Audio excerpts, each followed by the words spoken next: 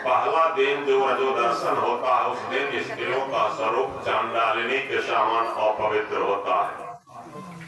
दूसरे दिन ब्रह्मघातिनी के समान, तीसरे दिन धोबिनी के समान और चौथे दिन उसकी रजस्वा संज्ञा होती है। 7 दिन तक सामान्य अपवित्रता बना हुआ रहता है। कि ये जो 3 दिन होता है या ऐसे 7 दिन 6 दिन, ये 4 दिन है, उसमें यदि कोई स्त्री रजस्वा अवस्था में गर्भवती हो जाए तो गारंटी 1000% होता है कि उससे जो बालक उत्पन्न होगा वह बहुत बेकार होगा, दुराचारी होगा, अत्याचारी होगा, कुछ भी हो सकता है, पागल भी हो सकता है। इसलिए कहा है कि उस अवस्था में स्त्री पुरुष एक साथ न रहे। पहले तो लोग निर्वाह करते थे, सम्मिलित परिवार हुआ करता था, वो तो घर से निकलती नहीं थी। उसके सांस लगने से भी कुछ कठिनाई हो सकती है पुरुष को, या बहुत सारे ऐसे चीज है उसको नुकसान कर सकता है। इंद्र का वो पाप है इस प्रभाव से। इसलिए कहा कि 7 दिन तक तो गर्भाधान का समय ही नहीं होता है, 8वें दिन से शुरू होता है और 16 दिन तक उसका क्रम बना हुआ रहता है। और कहा है वही जो 16वां दिन है उसमें 14वां दिन वह बहुत उत्तम दिन होता है संतान प्राप्ति के लिए। यदि सुंदर सुशील विद्वान धनवान ज्ञानवान पुत्र की प्राप्ति करना हो तो 14वें रात्रि का उपयोग करना चाहिए। दूसरा भाग जल को दे दिया गया। इंद्र की जो ब्रह्महत्या का पाप था, जल में भी वो दोष चला गया। इसीलिए जितनी नदियां हैं, जिसका सूत्र है सिंह कर्कटियोर मध्य सर्वा नद्य रजस्वला तासु स्नानम न पूर्वी तो वर्जयित्वा समुद्रगा तपनस्य सुता गंगा गोमती च शरीद्वारा रजसा न च दुष्यन्ति न दुष्यतीर्वासिना। इसका अर्थ हुआ कि सावन भादो के महीने में, सावन में सूर्य कर्क राशि पर होते हैं और भादो में सिंह राशि पर, सिंह कर्कटियोर मध्य सर्वा नद्य है, उसमें सभी नदियां रजस्वला हो जाती हैं। इसलिए पुरुष उस 2 महीने नदी में स्नान न करे। तो कहिएगा कि भाई गंगाजल तो सामने में चढ़ाया जाता है बाबा को। तपनस्य सुता गंगा गोमती च शरीद्वारा रजसा, ये सब नदियां रजस्वला होने पर भी दूषित नहीं होती, समुद्र भी दूषित नहीं होता। और अंतिम दे दिया है कि न दुष्यतीर्वासिनम, जो व्यक्ति जिस नदी के किनारे पर निवास करता है उसमें स्नान करने से उसको कोई दोष नहीं लगता। पहचान उसका होता है कि उस 2 महीने नदी के पानी में काफी गंदगी दिखाई देती है, बुलबुल्ला सब जो है वही वो रज का स्वरूप है। उसको बुद्धिमान लोग हटा करके, गंगा से भी जो जल लेते हैं तो फेन हटा करके जल लेते हैं। एक भाग वृक्ष को दे दिया गया, इसलिए वृक्ष भी अपवित्र होता है कुछ समय के लिए। काटने छाटने पर देखिए उसमें से जो कुछ निकलता है गोंद वगैरह, वो उसी का वो पहचान है। और एक भाग पृथ्वी को भी दे दिया गया, इसीलिए न जाने पृथ्वी किस समय रजस्वला अवस्था में हो तो हम लोग उसको नीक पोत करके व्यवहार में लाते हैं। इंद्र को ब्रह्महत्या से मुक्त कर दिया गया।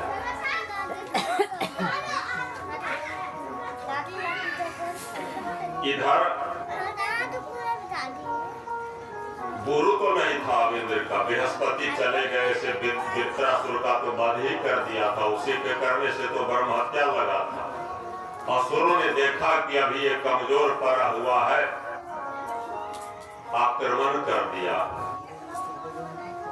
पूरे देवता को परास्त करके स्वर्ग पर राज्य स्थापित कर लिया असुर। ब्रह्मा जी उनको नारायण कवच देते हैं। इस भागवत में एक नारायण कवच एक अध्याय है, बड़ा महत्वपूर्ण है। 2 अध्याय, इसमें 2-3 चीज जो है सो पूरे भागवत का रीढ़ है। सुदर्शन कवच का पाठ करने से भारी से भारी विपत्ति टल जाती है, क्योंकि संसार में जितने देवताओं के आयुध हैं, सभी आयुधों का राजा सुदर्शन चक्र हुआ करता है। सुदर्शन चक्र की महिमा, जहाँ सुदर्शन प्रकट होते हैं वहाँ किसी प्रकार के कोई अस्त्र शस्त्र नहीं काम करता। सुदर्शन के स्वामी कौन है? तो नारायण है। और नारायण कवच मतलब सुरक्षा घेरा करने वाला चीज है, वो देते हैं। इसके बाद वृत्रासुर चढ़ाई कर दिया था। वृत्रासुर स्वर्ग का राजा हो गया, देवताओं को त्राहिमाम मचा रखा था। ब्रह्मा जी के पास जाते हैं सारे देवता लोग कि हमारी तो दुर्गति हो रही है, हम क्या करें? तो कहा वृत्रासुर के वध करना आसान नहीं है। एक ऋषि है दधीची, अगर वो अपना हड्डी दे दे आप लोगों को तो उसी से इंद्र के वज्र का निर्माण होगा और उसी वज्र से वृत्रासुर को मारा जा सकता है। लेकिन आप लोग जाएंगे तो ऋषि तो दयालु होते हैं, देशभक्ति के लिए, राष्ट्रभक्ति के लिए, भगवान के कार्य करने के लिए, सज्जन के सेवा करने के लिए, गाय के सेवा करने के लिए, इसमें जो परिश्रम, इसमें जो धन, इसमें जो बुद्धि लगती है, उसका फल उत्तम ही मिलता है। दधीची ऋषि के पास सारे देवता लोग जाते हैं, विनती करते हैं कि आपकी यदि कृपा हुई तो वृत्रासुर का वध हो सकता है। आप बोलो कैसी कृपा चाहते हो? दधीची जी, आपके अस्थि से ही उसका संहार हो सकता है। कहते हैं ले लो, यदि हमारे अस्थि से उसका संहार हो सकता है, देवताओं का कल्याण हो सकता है, तो ले लो। इसमें अनेक प्रकार की कथा है। कुछ लोग तो कहते हैं कि उसमें कुछ लगा दिया उनके शरीर में, गाय सब चाटते चाटते। कुछ लोग कहते हैं योगाग्नि से अपने, क्योंकि अनेक जगह अनेक प्रकार की कथा में थोड़ी भिन्नता रहती है। इसके बाद वज्र का निर्माण होता है, संग्राम होता है, तो घोर संग्राम होता है। साधारण संग्राम से इंद्र नहीं फतह कर पाते हैं वृत्रासुर। फिर जैसे तैसे वृत्रासुर का वध हो जाता है, देवताओं में उत्सव होने लगती है। वृत्रासुर की संहार भयो, मेरे भारी असुर बैरी मारो गयो, मेरे भारी असुर बैरी मारो गयो।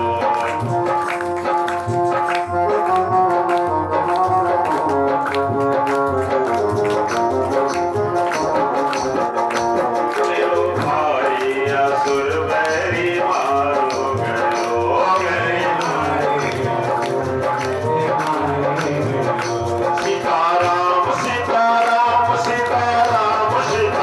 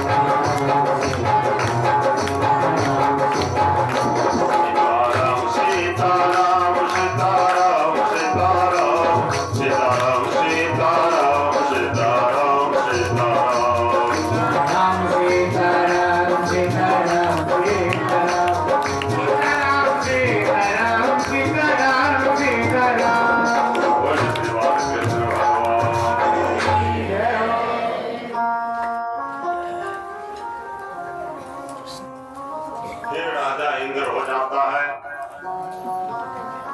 इधर जो माता अदिति हैं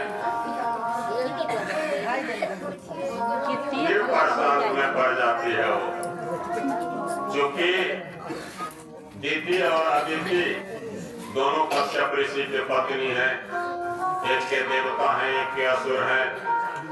दोनों चाहती है कि हमारा पुत्र बलवान हो।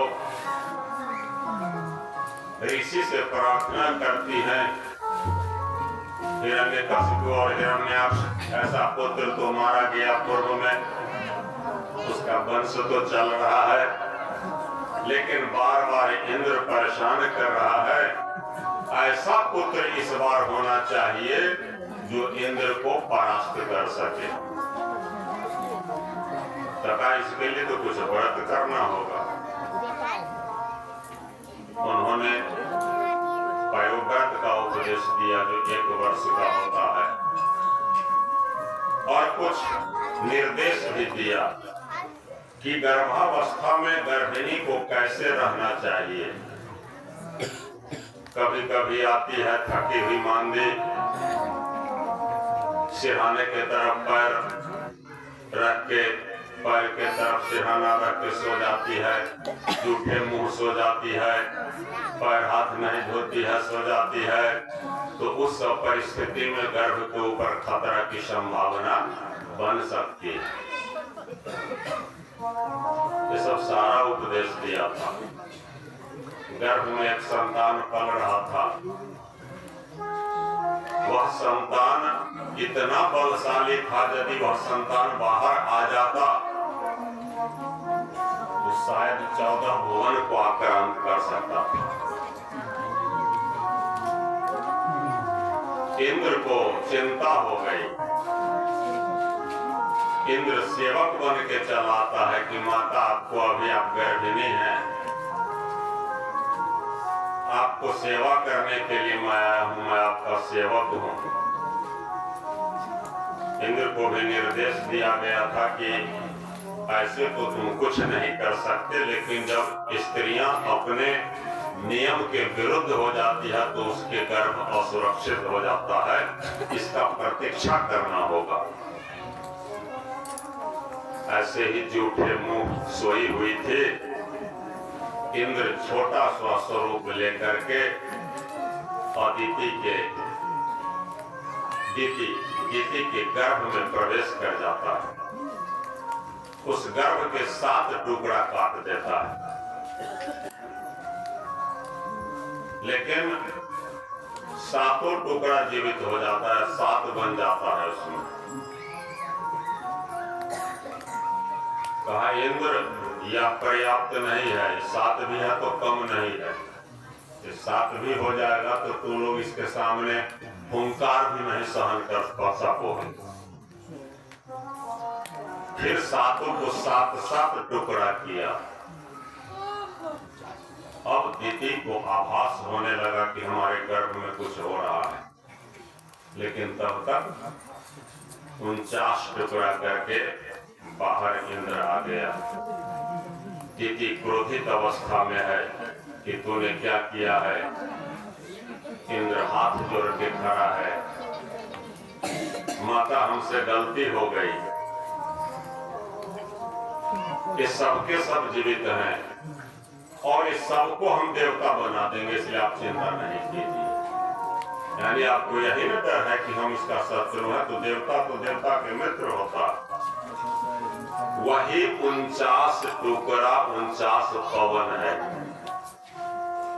इसलिए पवन को देवता की संज्ञा इंद्रों के द्वारा दी गई। आज उस 49 टुकड़ा में से एक टुकड़ा यदि चाह ले तो इस गांव को उठा के समुद्र में फेंक सकता है, इतना ताकत हवा में होता है। अब इसी से अनुमान लगा कि 1/49 होने पर उसका ये पावर है अभी, तो किसी बिल्डिंग को लेके भाग जाता है, किसी वृक्ष को लेके भाग जाता है। अगर वो एक जगह होता तो क्या होता है। इस तरह से 49 पवन की उत्पत्ति हुई। इंद्र सभी को देवता बनाया, देवता की उपाधि दी, इसीलिए सारे राक्षस नहीं होकर के देवता हो गए जिसने हनुमान जी को भी सहायता किया था लंका दहन के समय में। अट्टहास करी गर्जा कभी बढ़ लगा आकाश। वहां जाकर के जब जलाते हैं तो चले मरुत 49।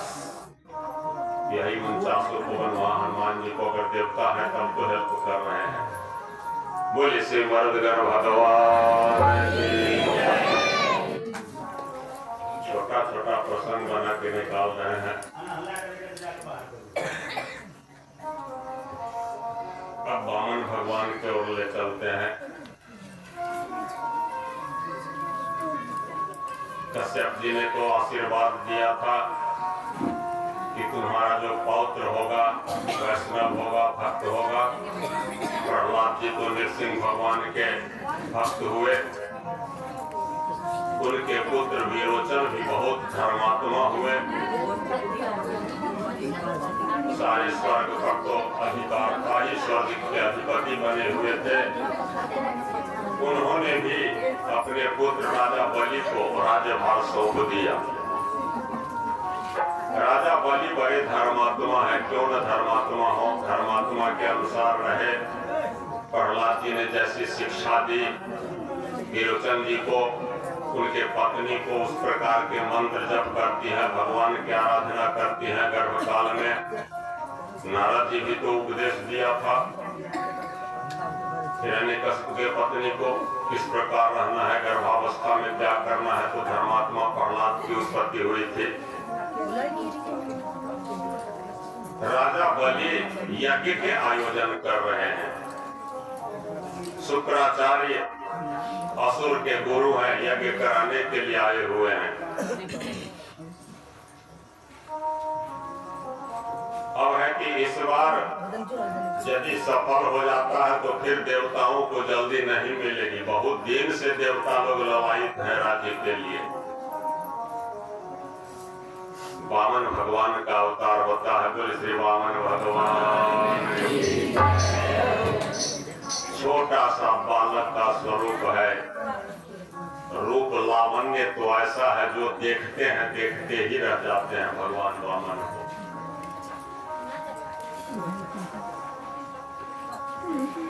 कहते हैं कि इंद्र बड़ी प्रार्थना की वामन भगवान से कहा तुम्हें मैं राज्य दिला दूंगा, तुम शांत रह, चिंता मत कर। पधारते हैं छाता लेकर के। भगवान जहाँ पधारे हो वहाँ तो रोशनी ही रोशनी, सुगंध ही सुगंध है। वहाँ तो वातावरण ही का क्या कहना है। जहाँ भगवान जिस होके घर जा रहे हो गुजरे, तो अगर कोई रोगी भी हो तो निरोग हो जाता है, कोई दुखी है वह सुखी हो जाता। तो जैसे ही उस यज्ञशाला में पधारते हैं वामन भगवान कि सब लोगों के एक अच्छा माहौल लगता है, सब प्रसन्न होने लगते हैं। राजा बलि को भी लगता है कि आज हमारा यज्ञ शायद सफल होने वाला, ऐसी प्रसन्नता आ जाती है। सब कोई उनको अगवानी करने के कहाँ के ब्रह्मचारी है, लेकिन ब्रह्मचारी तो है, लेकिन कितने विशिष्ट ब्रह्मचारी है जिनके आने से यहाँ पर ऐसा हो गया, जो काला था वो गोरा हो गया, जो जगरालू था वो मीठा मीठा वचन बोलने लग गया, जो तीखा था वो मीठा हो गया। सारे स्त्रियां, सारे बालिका, सारे पुरुष, नगर के सब लोग दर्शन कर रहे हैं। हरे हरे वामन रूप बनाए, रजब के बारे आए। हरे वामन रूप बनाए, रजब के बारे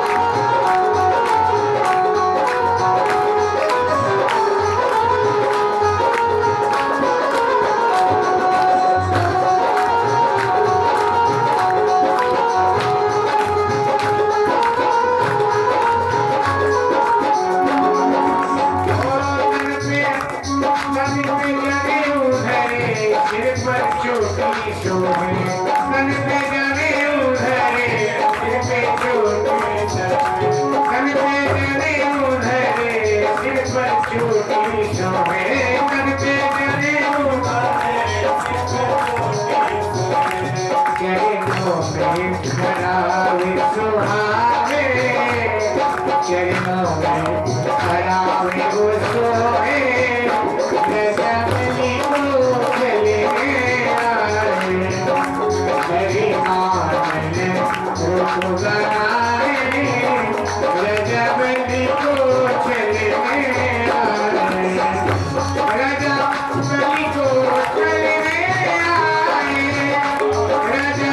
रजबली को चले आए रूप बनाए रजबली को चले आए हरे राम रूप बनाए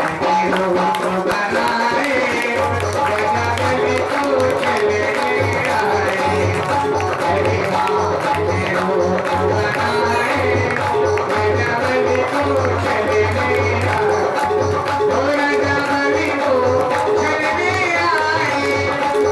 रजबली को चले आए रजबली को चले आए रजबली को चले आए हरे राम रूप बनाए रजबली को चले आए हरे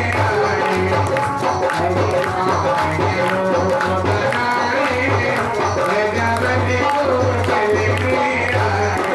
रूप बनाए रजबली को चले आए रजबली को चले आए रजबली को चले आए वृंदावन भगवान की श्री राधा गोविंद भगवान की जय जय श्री सीताराम अब सारे के सारे लोग वामन भगवान के दर्शन कर रहे हैं।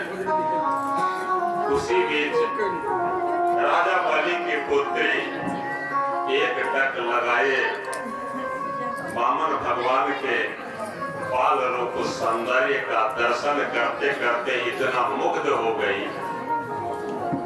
कि कहने लगे कि काश ऐसा भी मेरा पुत्र हो जाता। भगवान तो भगवान होते हैं, सबकी सुनते हैं। कहा कि ऐसा हमारा पुत्र हो जाता तो भगवान कहे ठीक है हो जाएगा, मन ही मन कहती है। उसकी मनोकामना पूर्ण हो गई, बोल के नहीं मन ही मन वो भी आकांक्षा की और मन ही मन भगवान भी मस्त कह दी। आगे यज्ञशाला में हवन आदि का कार्य चल रहा है। कोई विशिष्ट यज्ञ में कोई बहुत बड़े विद्वान पंडित, बहुत बड़े विद्वान साधु आते हैं तो उनके लिए कुछ अलग व्यवस्था किया जाता है। कुछ लोग स्वागत के लिए जाते हैं। राजा बलि को भी लगता है कि मुझे सपत्नीक जाना चाहिए उनके आगवानी करने। जाते हैं, उनके रूप लावण्य को देख करके लगता है कि आज भगवान साक्षात ही अपने वामन स्वरूप में हमारे यहाँ आ गए हैं हमारे यज्ञ को सफल बनाने के लिए। उनके चरण धोते हैं, उनको नमस्कार करते हैं, पत्नी सहित आगवानी करते हैं, स्वागत करते हैं, कुशल क्षेम पूछते हैं, कहते हैं कि आपके आगमन का क्या कारण है। कहा यज्ञ हो रहा है, यज्ञ देखने के लिए आया हूँ। सुना है कि राजा बलि जो मांगता है वो आज दान कर रहे हैं। हम भी एक गरीब ब्राह्मण हैं, हम भी सोचे हैं कि कुछ मिल जाए। तो राजा बलि तो ऐसा घोषणा कर दिया है कि यज्ञ में कि आज जो दान लेगा वो दोबारा कभी जीवन में कोई दान नहीं ले, यानी उसको दान लेने की आवश्यकता ही नहीं पड़ेगी। पूरा खोल दिया है खजाना राजा बलि ने कि आज जिसको जो मांगना है मांग ले। राजा बलि कहते हैं संसार के लिए इस प्रकार की उद्घोषणा है। आप ऐसे संस्कारी ब्राह्मण देव, आप आज्ञा कीजिए कि मैं आपकी क्या सेवा करूं। शुक्राचार्य को संकेत मिल जाता है, सावधान, गुरु है शुक्राचार्य, सावधान, तुम चले जा रहे हो। लेकिन कौन सुनता है शुक्राचार्य का। आज्ञा कीजिए प्रभु, आपको क्या चाहिए। कहते हैं मुझे थोड़ा सा धरती दे दीजिए, 3 डेग हम ज्यादा लेके क्या है, मैंने सही में कहता बच्चा तो बच्चे होता है, बच्चा तो क्या में वो चॉकलेट मांगेगा, ज्यादा से ज्यादा 2 रसगुल्ला मांगेगा। आपको मांगने भी नहीं आता है, आपकी आयु कच्ची है, ठीक से मांगिए। भगवान कहते हैं कि मुझे ज्यादा लेके क्या करूंगा। कहता है कि अपने जमीन पर बैठ करके संध्या वंदन करना चाहिए, क्योंकि जिसी के यहाँ करते हैं दूसरे के यहाँ पूजन करते हैं तो आधा फल उस भूस्वामी को मिल जाता। अपना हो जाएगा तो अपने भूमि पर बैठ करके हम संध्या वंदन 3 दिन हमारे लिए काफी हो गया। आसनी आ जाएगा उतना नहीं है, यही कमी है हमारे जीवन में, और तो कुछ चाहिए नहीं। सोच विचार करके मांगिए। शुक्राचार्य बार बार मना कर रहे हैं कि सावधान हो जाओ, सावधान हो जाओ, यह विष्णु है तुमको ठगने आया है। राजा बलि कहते हैं कि अगर विष्णु भगवान जिनकी सारे संसार उपासना करते हैं, सुर असुर सभी उनकी उपासना करते हैं, वो यदि हमसे मांगने आ जाते हैं, अगर हमको सब कुछ मांग भी लेते हैं फिर भी हमारा उद्धार होगा। तो कहते हैं ऐसे में वह संकल्प कीजिए, कुछ दिन जल लीजिए, संकल्प पूर्वक ना, संकल्प के मतलब रजिस्ट्री हो गया। जैसे ही संकल्प शुक्राचार्य क्रोधित हो जाता है, कितना सावधान कर रहा हूं, तुम सावधान नहीं हो रहे हो, तुम दरिद्र हो जाओगे, तुमसे सारा संपत्ति छीन लिया जाएगा, फिर इंद्र को दे दिया जाएगा। यह विष्णु है, छल से रूप बना के आया है। कौन मानता है? संकल्प करने के लिए तो पहले लोटा हुआ करता है जिसमें थोड़ा सा ये होता है, सुवर्णा भी कहते हैं उसको, लोटी वाली, उसमें से जल तो शुक्राचार्य का है, टोटिए के में बैठ जाते हैं, जो जलने नहीं गिरेगा संकल्प नहीं होगा। टोटी में घुस गए शुक्राचार्य। बामन कहते हैं देर हो रहा, मुहूर्त बीता जा रहा है, संकल्प तो कीजिए। वामन भगवान वो सीखी लेकर के उसमें मार देते हैं कि भाई पानी काहे नहीं गिर रहा। शुक्राचार्य की आंख फूट जाता, इसलिए शुक्राचार्य एक आंख से काने हैं। लेकिन बुद्धिमान तो इतने हैं जो बृहस्पति भी हल्का पड़ जाते हैं उनको। शुक्राचार्य ने ही भगवान शंकर को वरदान महामृत्युंजय मंत्र लिए हुए। ये अभी जो यहाँ चल रहा है वैदिक, ये तो साधारण है, वो थोड़ा विशाल है, 1.5-2 पन्ने का वो मंत्र है। शुक्राचार्य शिव जी निकल गए थे, शुक्राचार्य को बहुत क्रोधित हुए थे। एक बार निकल गए, पेट में छटपटा रहा था। बाद में भोलेनाथ के वही महामृत्युंजय से पेट में ही स्तोत्र पाठ किया था, तो भोला बाबा खुश हो गए थे, तो पेशाब किए तो उससे निकल गया। शुक्र कहते हैं वीर्य को, वीर्य का भी वही मार्ग होता है, इसीलिए उसका नाम शुक्र पड़ा। और नवग्रह में जो शुक्र है वही शुक्राचार्य भी है, जो असुरों के गुरु हैं। अब उनका आंख फूट गया, क्रोधित होकर के चले जाओ, तुम्हारा तो अब सत्यानाश लिखा हुआ। भगवान के संकल्प करके 3 पग धरती के, आप जहां पसंद है हमारे राज्य में नाप लीजिए। काम यहीं से शुरू करते हैं, पीछा इधर उधर नहीं न हटोगे, तो रजिस्ट्री भी हो चुकी है का हमारा तो कल्याण ही कल्याण है। एक पग मारते हैं भगवान कि पूरे ब्रह्मांड को नाप लेते हैं। अब दूसरा पग में पूरे 14 भुवन को नाप लेते हैं। अब तीसरा बाकी अब कहाँ रखा जाए, तो पूरे भूमंडल के साथ भूमि समाप्त है। वही जो दूसरा चरण जो उठाए थे, जो ब्रह्मांड के ऊपरी भाग में गया था, जो कमंडलों में ब्रह्मा जी गंगा रखे थे, और वहां जब उनका पैर पहुंचता है तो ब्रह्मा जी ने उस गंगा जल से प्रक्षालन किया था उनके पैर को, इसीलिए कहा कि गंगा हरि के चरण से निकले हुए हैं। बोल राजा बलि तीसरा कहां रखूं? बलि सिर झुका लेते हैं, महाराज मैं अभी जीवित हूं, अब तीसरा पग आप मेरे सर पर रख लिए, अब हम आपके दास हो गए। भगवान तीसरा पैर राजा बलि के सर पर रखते हैं, राजा बलि धन्य हो जाते हैं, देवता लोग फूलों की वर्षा करते हैं। श्री कृष्ण गोविंद हरे मुरारी,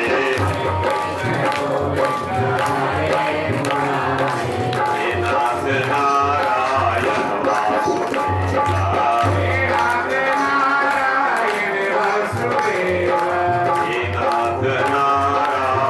वासुदेवा, नाथ नारायण वासुदेवा, श्री कृष्ण गोविंद हरे मुरारी,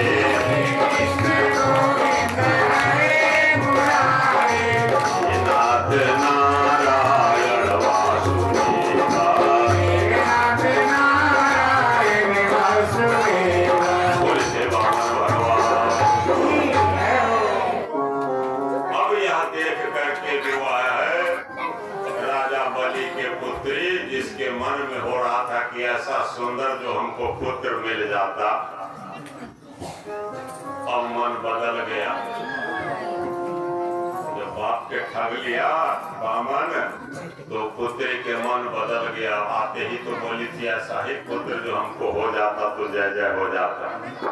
अब कहती ऐसा पुत्र जो हमको होता तो हम जहर खिला के मार देते।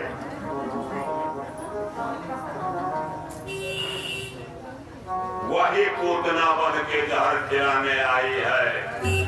भगवान स्तनपान करके माता के संज्ञा उसको दे दिए हैं। तो पुत्र रूप में तो आ गए, जब स्तनपान कर लिया तो मातृभाव तो प्रदान कर लिया, तो दुष्ट हृदय से आए हुए पूतना को भी मातृभाव से उद्धार करने परमात्मा गोविंद ही हो सकते हैं, दूसरा नहीं हो सकता। बोले से वृंदावन बिहारी लाल की जय।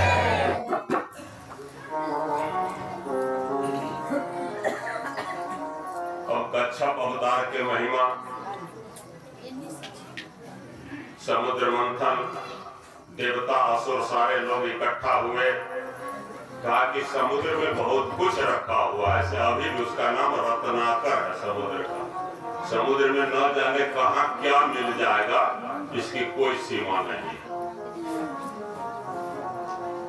तो कहा कि इसको मंथन किया जाए, इससे बहुत चीज निकलेगा, और अकेले तो नहीं संभव है, देवताओं से न अकेला संभव है, दैत्यों से, दोनों मिल करके। लेकिन दोनों तो विरोधी है परस्पर। पहले तो बैठ ही नहीं रहा है कि भाई क्या क्या करोगे, निकलेगा तो क्या क्या होगा। तो का कुछ तो भगवान विष्णु का अधिकार होता है, और उनसे जो बचेगा हम लोग दोनों ले लेंगे आधार। तो का पहले जो निकलेगा सो कौन लेगा? पहले पहले बोहनी तो हम ही लोग करेंगे। राक्षस देवता कहता है नहीं हम करेंगे, अंत में स्वीकार कर लिया। मंदराचल पर्वत के मथानी बना, वासुकी नाग के डोरी बनाया गया। सारे असुर सारे देवता मंदराचल पर्वत को उठा करके तो ले आते हैं, लेकिन जैसे ही समुद्र में रखते हैं कि पत्थर कहीं पानी में तैरता है, डूबने लगता है। अनंत भगवान की जय। उनका नाम है अनंत, जिनका कोई अंत नहीं है। वो आते हैं, अपने कच्छप अवतार को स्मरण करते हैं, मंदराचल के नीचे अपना पीठ लगा देते हैं, उसमें सारे ताकत को भर देते हैं। भगवान तो स्वयं कच्छप नारायण है। और वो नाग देवता है उसमें भी सारी शक्ति समाहित कर देते हैं। अनंत चतुर्दशी जो मनाया जाता है उसी दिन जिस दिन समुद्र मंथन हुआ था, वही जो हम लोग बाह में बांधते हैं वह वासुकी नाग है। अनंत संसार महासमुद्रे मग्नं समाप्योद्धर वासुदेव अनंत रूपं विनियोजयस्व अनंत रूपाय नमो नमस्ते। इस मंत्र से हम लोग धारण करते हैं उसको।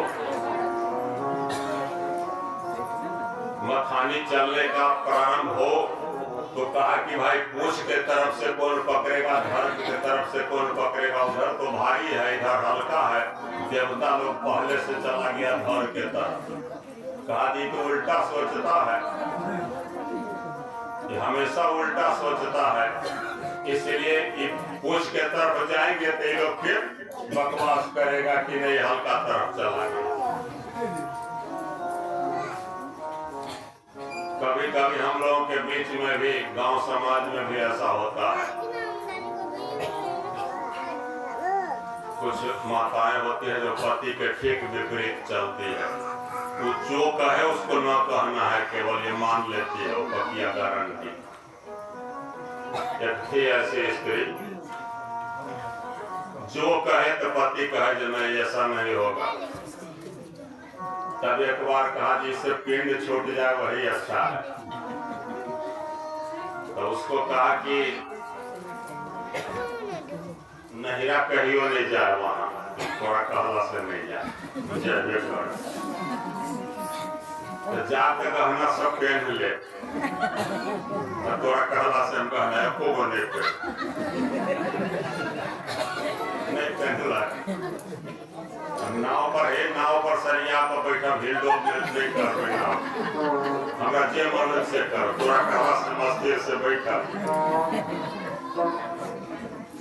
तो शर्त था जे भाई हिलडोल करना ही करना है, हिलडोल कर नाव में पानी घुसते घुसते जैसे आराम हो गया। इधर हल्ला हुआ, अरे आपकी पत्नी डूब गई है, खोजिए तो धारा नदी कैसे चलती है, पूरब या दक्षिण, और खोजता है आदमी उत्तर में जाके। तो कहा जलेसर में डूब गई है, तो आप जाइएगा उधर बिठामोर में खोजने कि जनकपुर में खोजते हैं। तो कहा जिंदगी भर उल्टे चल रही, तो कहीं कहीं भाषियों को उल्टे आए।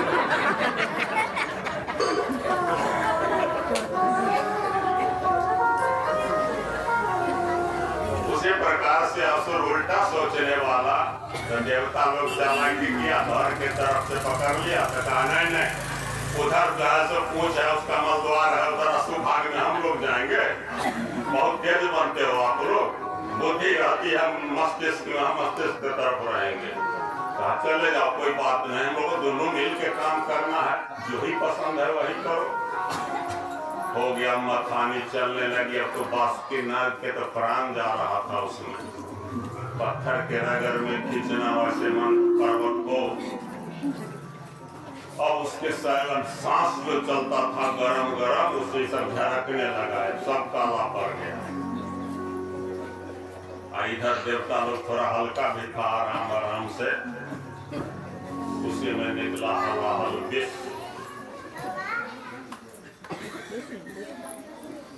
विष कहा कि तो तुम तो बोला था कि पहला चीज हम लेंगे तो ले। तो कहे यही दोस्ती इसी को कहते हैं। पहले निकला, हम क्या जाने कि विष से निकलेगा, था सब अब ये मार देना चाहते हो, इसी से कहता है जो दोनों को मिल के काम करेंगे। इस बातचीत के दौरान वो विष जितना देर था, उसका जो हवा फैल रहा था, सृष्टि झुलसने लगी थी, साधारण गर्म नहीं था। ब्रह्मा जी चिंतित हो गए कि सृष्टि का विनाश हो जाएगा, इसको क्या किया जाए। तो कहा इसका तो सामर्थ्य भोले बाबा ही बतला सकते हैं कि क्या किया जाए। भोले बाबा को भगवान की शंकर भगवान की, शंकर भोले भंडारी तुम जन जन के हितकारी, शंकर भोले भंडारी, तुम जन जन के हितकारी, तुम जन जन के हितकारी, तुम जन जन के हितकारी, तुम जन जन के हितकारी, तुम जन जन के हितकारी, शंकर भोले भंडारी, तुम जन जन के हितकारी, शंकर भोले भंडारी। माथे पर चंद्र कलाओं में रहती है गंभीरताओं में, माथे पर चंद्र कलाओं में रहती है गंभीरताओं में, माला सर को पीदारी, माला सर को पीदारी, तुम जन जन के हितकारी, शंकर भोले भंडारी, तुम जन जन के हितकारी, शंकर भोले भंडारी, तुम जन के हितकारी।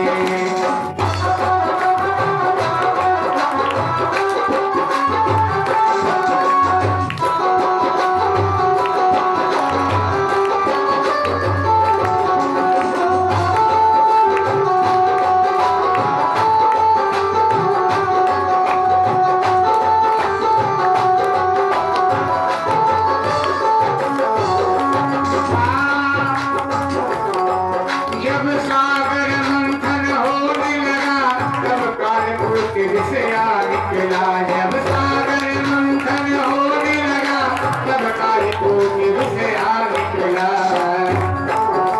भोलेनाथ, भोलेनाथ,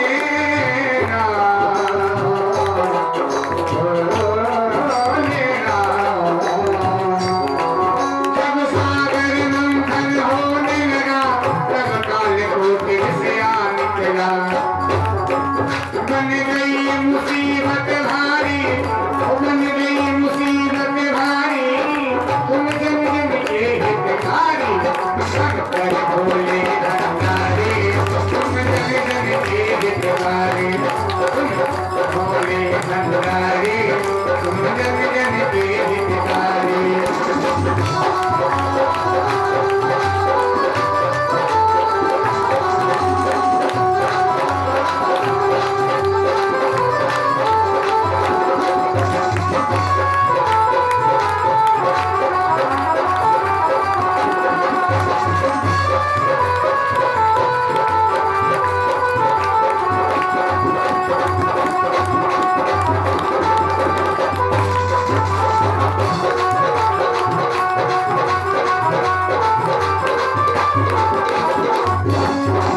देवों की करुण पुकार हुई, कैलाशपति के द्वार हुई, करुण पुकार हुई, कैलाशपति के द्वार हुई। भला इस व्यक्ति का पूरा संसार में हाथ देवता सब त्राहिमाम कर रहे हैं, भोले बाबा के शरण में जा रहे हैं। ओ देवों की करुण पुकार हुई, कैलाशपति के द्वार हुई, देवों की करुण पुकार हुई, कैलाशपति के द्वार। रक्षा करो शंभु हमारी, रक्षा करो शंभु हमारी, तुम जन जन के हितकारी, शंकर भोले भंडारी, तुम जन जन के हितकारी, शंकर भोले भंडारी, तुम जन जन के हितकारी।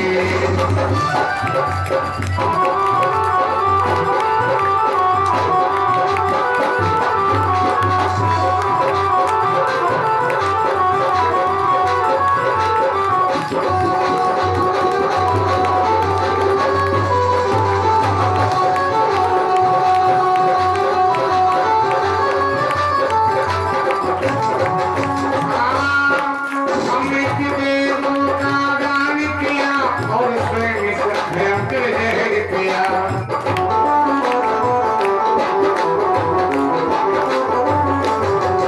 अमृत देवों को दान दिया, अमृत देवों को दान दिया और स्वयं भयंकर जहर पिया। शिव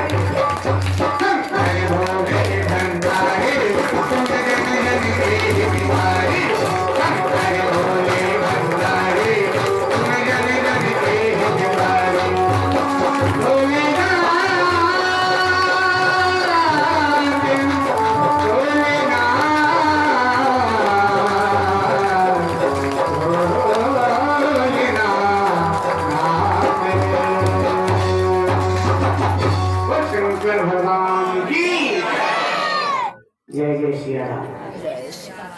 भोलेनाथ तो दयालु हैं, संसार के रक्षा करने वाले हैं। उन्होंने हलाहल को अपने गले में रख दिया। उस हलाहल की उस विष के पीड़ा से उनका शरीर, उनका कंठ नीला हो गया। तब से उनका एक नाम और बढ़ गया, नीलकंठ। बोले श्री नीलकंठ। इस प्रकार से लक्ष्मी माता उसमें से निकली है। कौस्तुभ मणि, उच्चैःश्रवा घोड़ा, ऐरावत हाथी, अनेक अनेक रत्न निकलते गए। ऐरावत को इंद्र ने रख लिया, उच्चैःश्रवा घोड़ा को इंद्र ने रख लिया। वारुणी कहते हैं मदिरा को। मदिरा भी निकला था तो क्रमबद्ध निकाला जाता था। एक ये लगा तो एक दूसरा लेगा। जैसे ही निकलता वो वारुणी पी करके इतना मस्त हो गया सब असुर, किसके ठिकाना नहीं रही। फिर अमृत प्रकट होता है। अमृत प्रकट होता है तो अब छीना झपटी होना शुरू हो गया, क्योंकि अमृत तो सबसे महत्वपूर्ण चीज है। अभी तक तो जो कुछ था वो रत्न सामान्य चीज था। इसके पीने के बाद तो फिर कोई मार ही नहीं सकता। काफी धक्का मुक्की होने लगी। उसी में धन्वंतरी, जो भी विष्णु के अवतार ही हैं, वो भी निकले थे। वो धनतेरस जिसको कहते हैं, उस दिन वो निकला मैंने हुआ था उनका प्रादुर्भाव।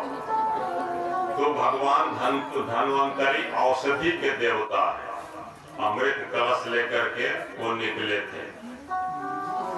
जिनके हाथ में अमृत हो सभी को अमर करते हैं, यही भाव है। इसीलिए औषधियों के देवता भगवान धन्वंतरी हैं।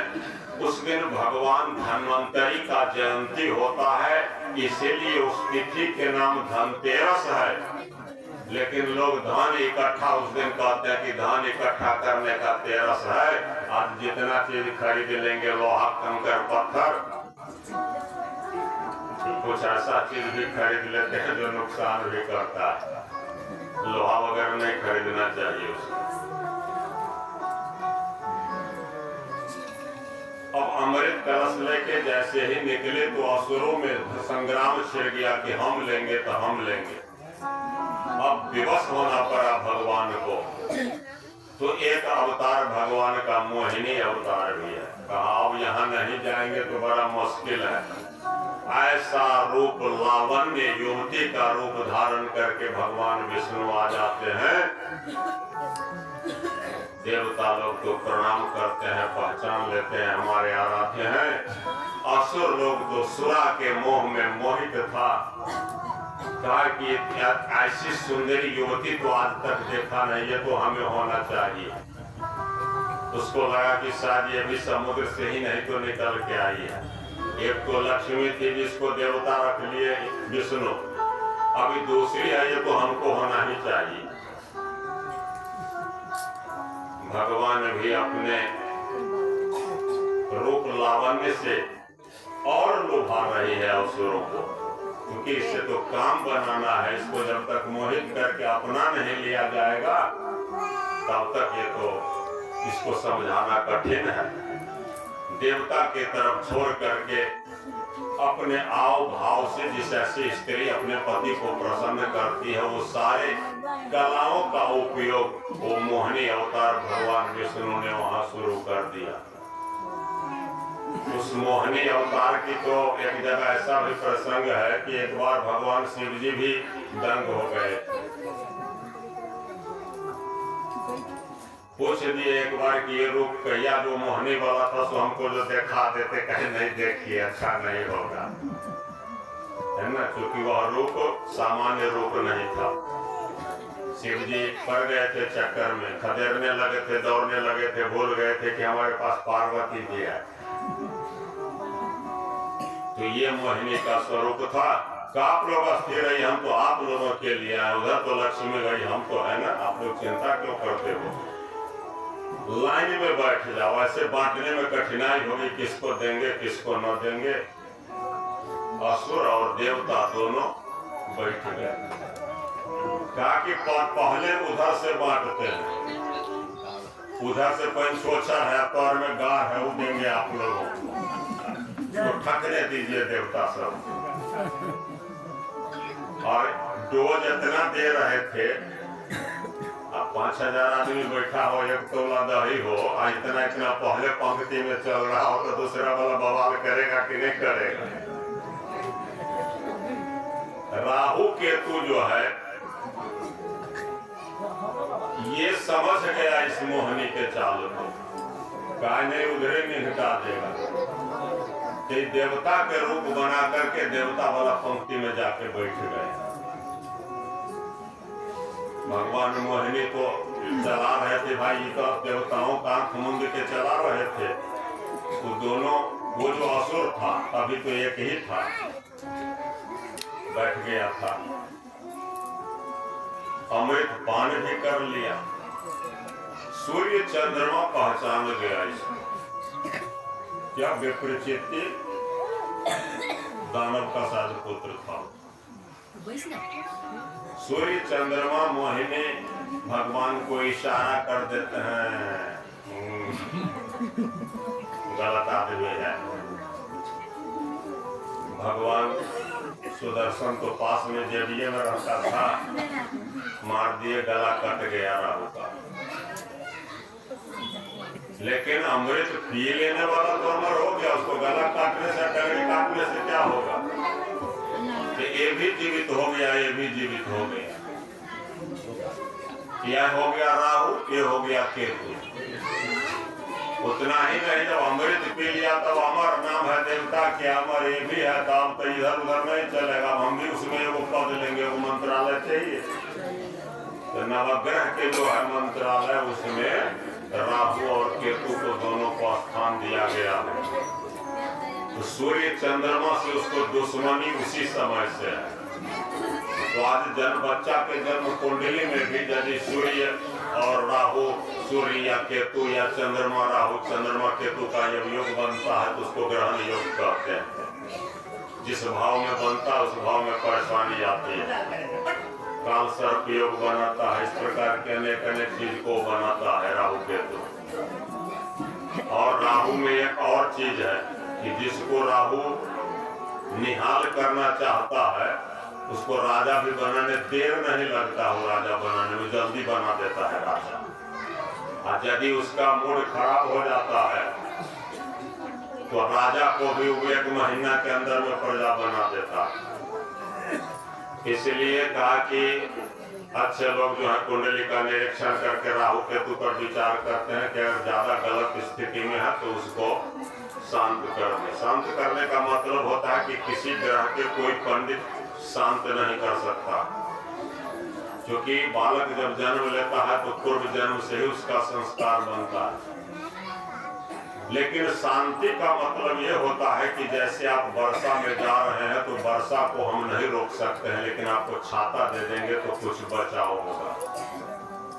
वैसे ही किसी भी ग्रह के अगर पूरा निवारण कोई पंडित कहता है हम कर देंगे तो झूठ बोलता है। ब्रह्म लकीर को मिटाने का किसी का ताकत नहीं है, उसको कम कर दिया जा सकता है। अगर मान लीजिए किसी को मर जाना है, एक्सीडेंट होके तो हाथ पांव टूट के रह जाएगा, हाथ पांव टूट के ही रह जाना है तो गिरेगा जरूर, खोच तोच लग जाएगा, खरोच लग जाएगा, बच जाएगा। ये होता है शांति।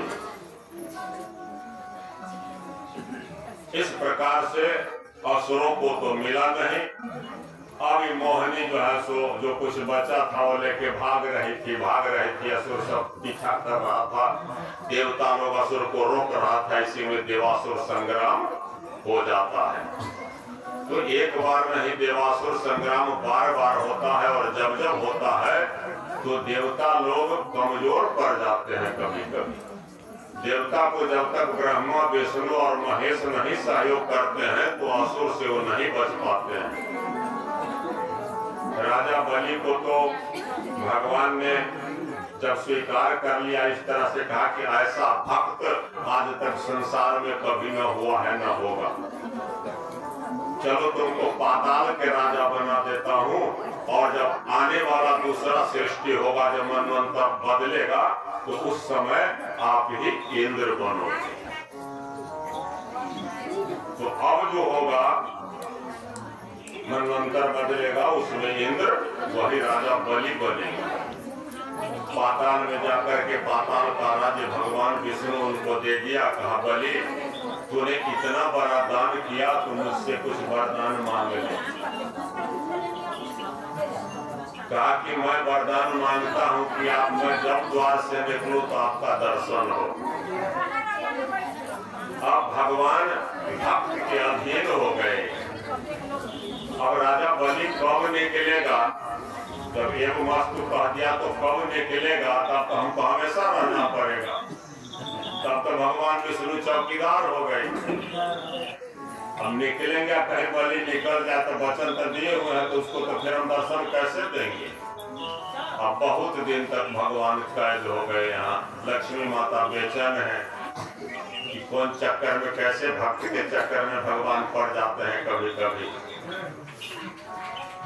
वही हम वहां से तो सुंदरकांड में जो पंक्ति है, बलि 12 तक और 12 उसो तनुवर में जाए, घड़ी महाते में साथ।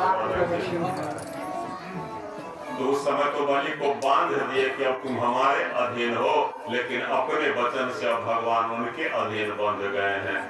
माता लक्ष्मी व्याकुल हो रही है, आती है वहां पर। रक्षाबंधन का दिन है। राजा बलि को, भैया आज हम राखी बांधते हैं, कुछ दान दक्षिणा तो भाई को मिलना चाहिए।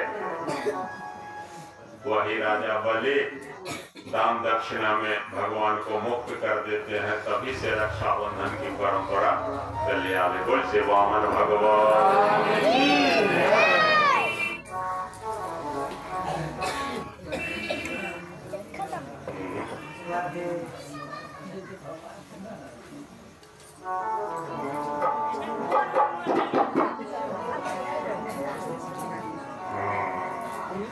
अब एक छोटी कथा है।